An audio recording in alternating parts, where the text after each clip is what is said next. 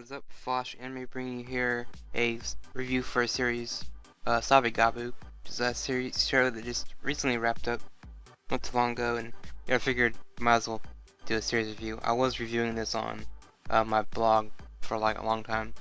Episodes, I think the last 4 episodes I just haven't, I just didn't write anything about them. So, but I'm gonna do a series review on here on YouTube, and I'm put it on MetaNorrIs as well. If you want to watch it there, read other posts there, you can go there and look at that stuff. So anyway, let's get started. To start off, the premise of this series is follows a story about MOMOKA. She is dragged into joining one of the strangest associations at her school, the Survival Game Club. Its members participate in various forms of preliminary training under the watchful eye of alarming President MIOU. How on earth will the inexperienced MOMOKA survive her training, yet alone MIOU's company? And that sounds like that's basically the premise of the series.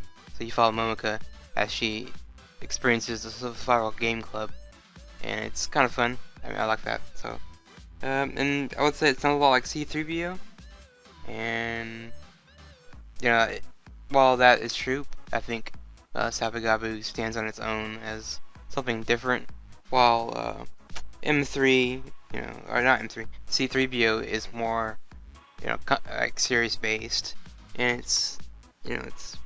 it was decent, but Sabagebu is completely different. Whereas C3 is serious, the other one is very different.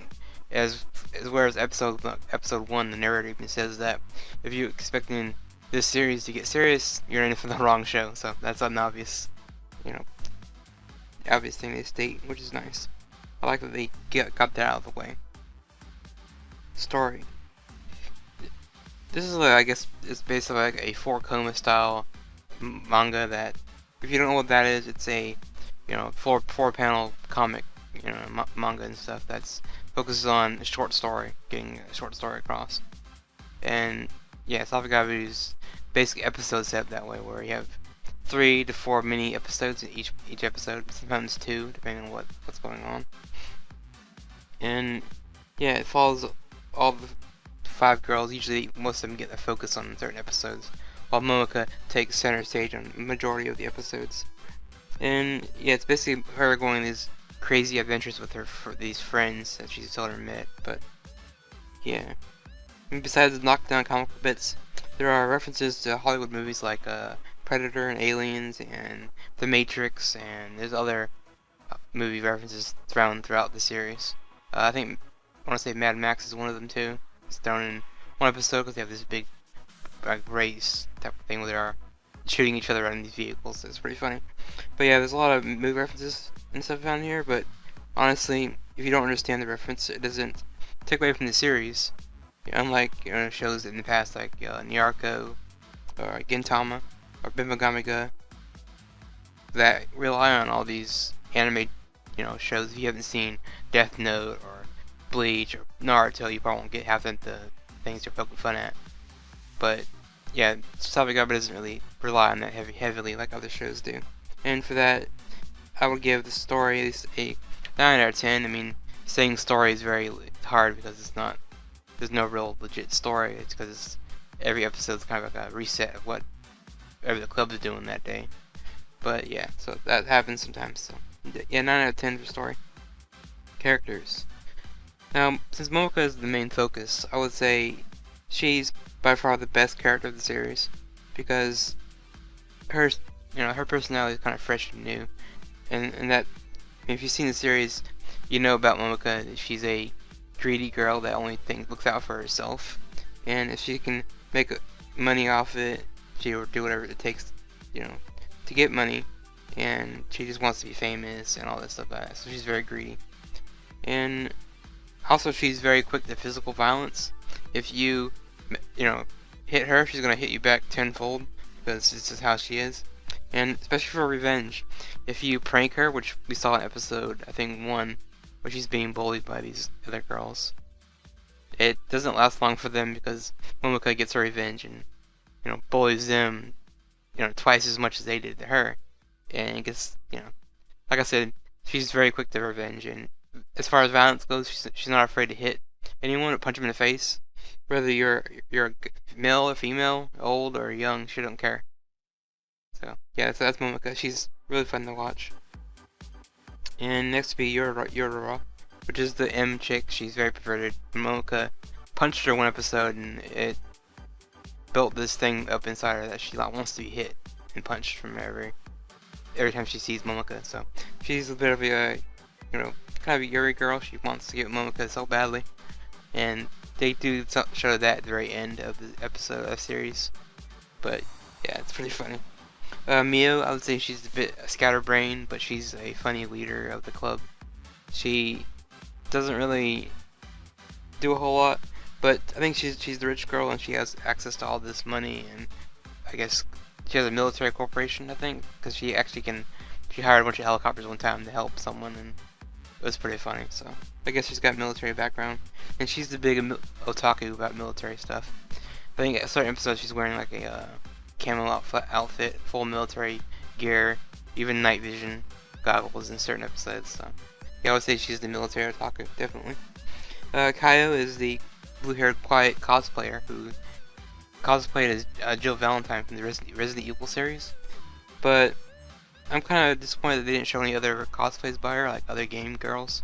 They could have easily done that, but I guess it's because of copyright, maybe. They can't show a bunch of stuff like that. But anyway, she's very quiet, like I said, and she's mainly known for her cosplay and other things like that.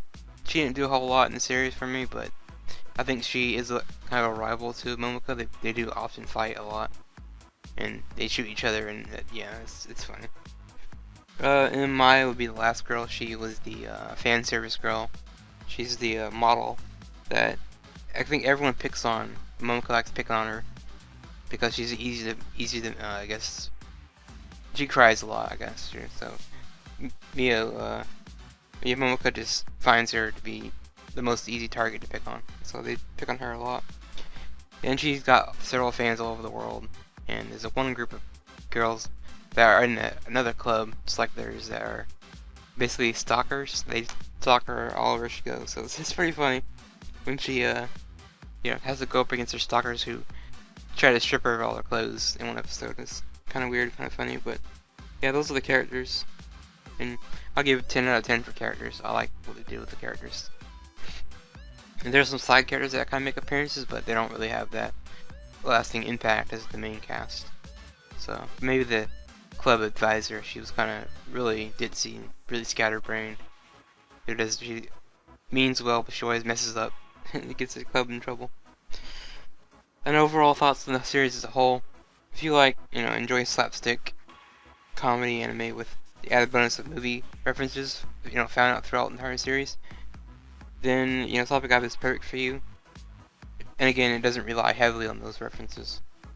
Also, the crazy cast of characters. I mean, I haven't found a cast this insane since, like, I guess Haganai or Boku wa Tomodachi, or maybe D-Frag was close. I mean, that cast is similar to these girls. Each of them have this weird personality that they kind of bring something to the team.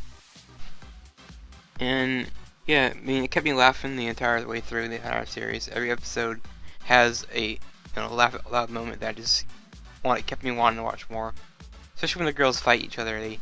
They shoot each other and there's blood, but the narrator always tells you that it's all imaginary. It's not real blood. It's just how the girls see the world around them. So that was pretty funny.